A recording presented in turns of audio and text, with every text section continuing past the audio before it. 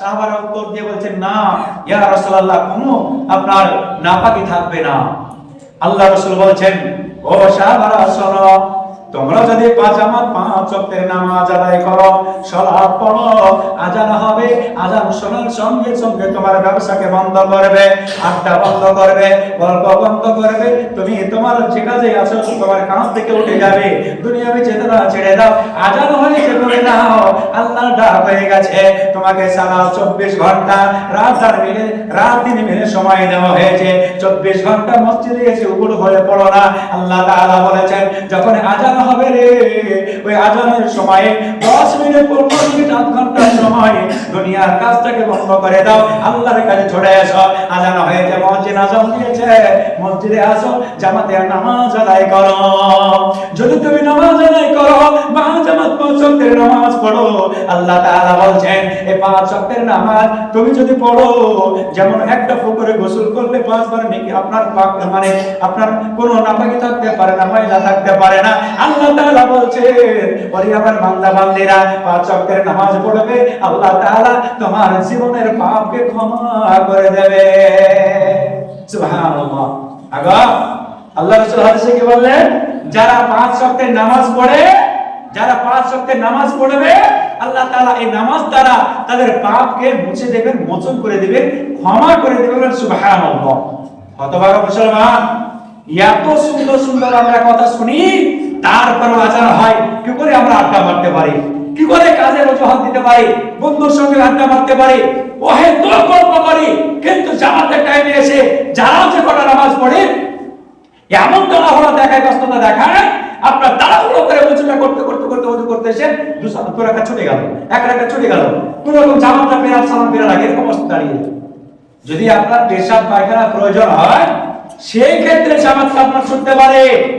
আপনার মুয়াজ্জিন আযান দিয়েছে, আযান থেকে নিয়ে 15 মিনিট সময় থাকছে নামাজে দাঁড়ার, ইমাম সাহেব দাঁড়াবেন, তার এই 15 মিনিট শুধু টাইম দেওয়া হয়েছে আপনাদেরকে, যাতে এই 15 মিনিট টাইমের মধ্যে আপনারা পেশাব পায়খানা পুরো কাজ প্রয়োজন যে কাজ ছেড়ে দিয়ে এসে আপনারা সময় সাপেক্ষে জামাতটা ধরতে পারেন। সুবহানাল্লাহ। কত সুন্দর ইসলাম ধর্মের এই গুণাবলী। হ্যাঁ, এত সুন্দর জিনিস আমরা পাচ্ছি, তবু আমাদের মধ্যে চেতনা আসে না। وقال الله تعالى في موضع آخر واستعينوا بالصبر والصلاة وإنها لكبيرة إلا على الخاشعين। তোমরা ধৈর্য ও নামাজের মধ্যে সাহায্য প্রার্থনা করো। আল্লাহ তাআলা বলছেন, ওয়াস্তাঈনু বিসবরি ওয়াসসালাহ, তোমরা নামাজ, তোমরা ধৈর্য এবং নামাজের মাধ্যমে সাহায্য প্রার্থনা করো। যদিও এটা যথেষ্ট কঠিন, কিন্তু যারা বিনয়ী, واستعينوا بالصبر واستعينوا بالصبر والصلاة وإنها لكبيرة إلا على الخاشعين, কিন্তু যারা বিনয়ী তাদের জন্য মোটেই কঠিন নয়।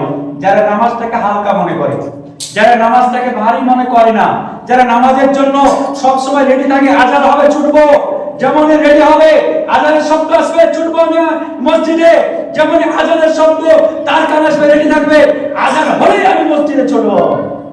সময় পেলে বলবো, আযান হলে মসজিদে ছুটবেন তো আপনি কি পাবেন?